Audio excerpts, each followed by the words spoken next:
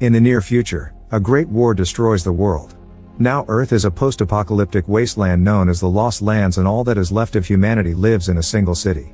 They're ruled by the Overlord, and the church is in charge of keeping order. One day, a woman named Grey is getting hung for being a witch, and the enforcer is using her as an example of what happens to those who defy the church. After the enforcer leaves, Grey uses her magic to make a soldier hallucinate that he's the one being hung. He shoots the rope to supposedly save himself and ends up freeing Grey. He then thinks he sees her next to him and opens fire, only to kill another soldier instead. When the enforcer learns about this, she kills the bewitched soldier and leads the others on a search for Grey. While the group looks around the room, Grey hides in the shadows to kill soldiers one by one until only the enforcer is left. Grey manages to corner her by threatening her with a knife, and the enforcer tells her to do it, but instead of giving her a quick death, Grey chooses to hang her. As she walks away, the crowd parts for her and calls her the witch that will not hang. Meanwhile, Boyce is wandering alone on his horse but stops at a tunnel because he can tell he's about to be ambushed. When he says this aloud, a group of men come out of hiding and one of them tries to steal Boyce's gun. However, there's a two-headed snake attached to it that immediately kills him. Then Boyce closes his hands to make guns appear and quickly kills the entire gang before they can lay a finger on him. Before leaving, he makes sure to pick up his snake. Back to Grey, she finds shelter in a tower and leaves some money for a blind woman, who recognizes her because of her kindness. Later they're visited by the Queen and Jirais, the captain of the Overwatch. The Queen wants to buy the power to shapeshift into a wolf and pays with some fancy jewelry. Grey never refuses anybody and takes the job, explaining she'll hire a hunter to kill a shapeshifter and take their power. Her deadline will be the next full moon, which is happening in 6 days. While Grey gets her blades ready to leave, Jirais tries to buy a wish too. He wants Grey to fail the Queen. He swears he's loyal to her, but he thinks getting this power will destroy her. Grey doesn't believe him and thinks he's just jealous, but since she refuses nobody, she takes his timepiece as payment. Afterward, Grey uses a spell to look at the Lost Lands and find what she needs. She watches how a group of men tries to fight a huge wolf, but they're all killed in seconds. In the meantime, the Overlord is in bed and asks the Queen for help because he's wetted himself again. The Queen calls the maids while insulting her husband, clearly tired of having to deal with him. Moments later, she's kissing Boyce as it's revealed they're having an affair. When Boyce tries to sneak out of the castle, he's stopped by the guards, so he spits the alcohol he's drinking at a torch to light a guard on fire. Then he kicks the other one to throw him down the stairs. Later at a bar, Grey approaches Boyce and tries to hire his hunter services since he's known for his knowledge of the Lost Lands. Boyce only wants to gamble, so Grey plays against him and easily wins in the first round. He's still hesitant to accept her mission because most people can't survive the Lost Lands, so Grey tells him that if she ever slows him down, he has her permission to leave her behind. Then Boyce tells her about a great wolf who lives in a place called Skull River. Grey realizes that the name matches her vision and promises to pay Boyce with the timepiece if he takes her there. At that moment, a bunch of soldiers enter the bar and one of them opens fire from above, but Boyce throws the snake at him to quickly kill him. The body falls and the snake jumps on another soldier's arm, so his partner chops the limb off and the snake gets away. The enforcer then joins the fight and uses her knife to quickly kill the snake. When she turns around, Grey and Boyce are already gone. At the church, the patriarch reminds everyone that witches and heretics must be brought to justice. The crowd pretends to be praying while secretly passing around a note about a rebel movement. After Mass, it's revealed that the patriarch knows about the note and he notices Grey has become the symbol of the rebellion. The enforcer brings the blind woman and steps on her hand until she explains that Jirais and the Queen visited Grey. The patriarch orders the enforcer to find Grey and make her confess she's been manipulating their leaders before hanging her. In the Lost Lands, Grey and Boyce are camping for the night. Boyce tries to catch a new snake but can't find one that pleases him. While Grey is trying to sleep, Boyce approaches her with his blade, so she stops him with her knife. However, he's there to kill the scorpion that was about to sting her. The next day, the duo makes it to a trading post handled by siblings Mara and Ross, who are old friends of Boyce's. Mara kisses Boyce before the duo is invited inside. Boyce explains they'll find the shapeshifter in a week and Grey explains she needs it in a few days, so Boyce decides they'll take a very dangerous shortcut. That night, Boyce and Mara get naughty and lament that they only see each other once a year. When the duo leaves in the morning, Boyce warns Mara that the siblings are the only friendly faces in the Lost Lands, and Grey notices a beast skeleton in a cage. Meanwhile, the enforcer and all her soldiers have started searching the Lost Lands by train. The Queen goes to see the patriarch since he authorized the use of the train without consulting her, not to mention he sent all the soldiers away and left the city vulnerable. The patriarch says he's heard rumors of her betrayal, but the queen assures him it's all lies. Later the patriarch calls the enforcer on the train and tells her he's confirmed the queen is lying, so they need to catch the witch quickly. If they arrest the queen for betrayal and the sick overlord dies soon, the patriarch can take control of the city. Sometime later the soldiers find Ross and Mara and torture them until Mara confesses that Gray and Boyce are going to Skull River. Before leaving they kill the siblings and burn down their trading post. The next day Gray and Boyce reach the Rift, a city in ruins full of chasms. They enter an old building with a cable car and Boyce looks for the driver, who will give anybody a ride for money. The man doesn't answer when Boyce calls his name, so the duo starts searching the building. Sadly they discover that the driver has been hung, which means the soldiers got here first. When the duo tries to leave, the enforcer and her men surround them. They're willing to let Boyce go if he gives them Gray and show Mara's body as proof they're serious.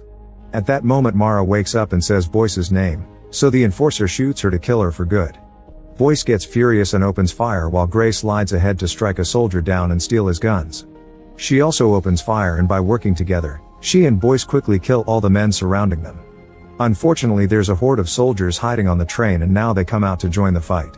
Boyce and Gray continue to fight and kill as many men as possible, but the soldiers just keep coming and their numbers are unmanageable, not to mention Gray runs out of bullets. The duo tries to run away, however the train has a cannon that shoots at them. Luckily they move fast enough to only fall without getting hurt, then they rush toward the cable car and Boyce releases it by shooting the reel. The soldiers are still trying to come for them, so Gray and Boyce start fighting them hand to hand to keep them away from the car. Since it's now moving over a huge chasm, the soldiers fall to their deaths from great heights. Some men appear on the car roof and Gray immediately climbs up to fight them with her blades. She moves fast to defeat most of them and makes a big jump on the edge of the car to force the last guy to follow her. Now she can just chop his hand off to make him fall. Inside the car, Boyce also fights hand to hand with a few remaining soldiers. Seeing her men being defeated, the enforcer makes a soldier cut the cables. The car now hangs on a side and Gray has to use her blades to hold on. Boyce breaks a window to make another soldier fall. Then the enforcer shoots the other cable and the car goes down, sliding through a building before crashing against the side of a chasm. Gray and Boyce begin climbing the rocky wall and manage to leave the car right before it falls. The enforcer opens fire and hits Boyce's shoulder while he's still climbing, but Gray has already reached the top and uses her powers to keep the enforcer distracted, which allows the duo to disappear. That night Boyce removes the bullet from the wound and Gray stitches it up. Boyce thinks about his lost friends and swears to get revenge on the enforcer. Before they fall asleep, they watch the colors and lightning in the sky. The next day the queen learns that she's pregnant. She knows the father is Boyce but pretends it's the overlord. Now that she has an heir to secure the throne, she puts a pillow on the overlord's face and suffocates him to death. Meanwhile Gray and Boyce reach Shadow's Bane, an area that fills with demons at night. However they can hear the enforcer's train coming for them, so they have no choice but to stay here. They hide inside a cooling tower and destroy a bunch of cans to spill gas on the ground. When night falls, the lights in the tower are turned on and a demon tries to attack them.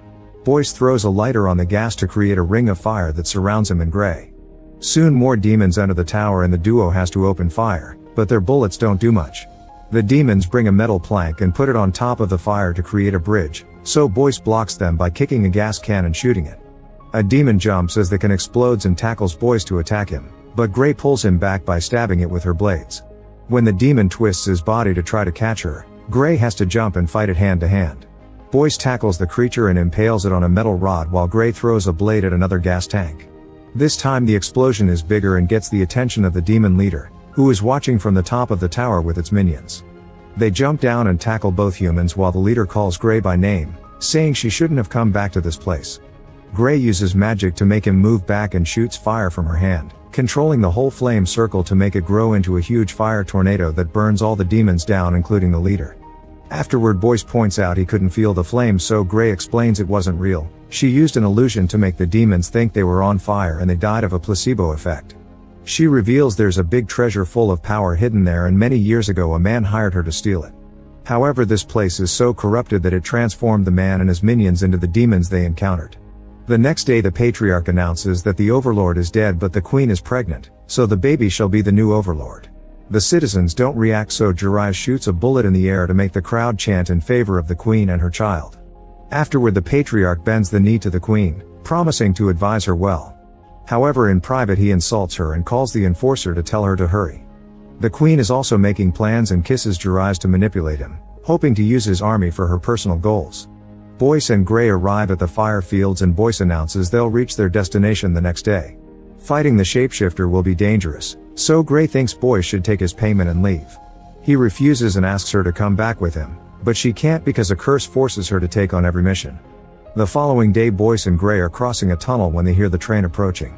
Since they can't outrun it, they make a plan. Gray stands on the rails and waits for the train to be close enough before she starts running.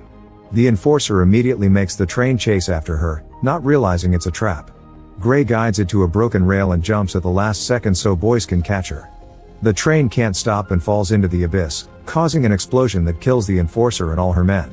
When the Patriarch learns about this, he tries to assemble his guard to take the throne by force.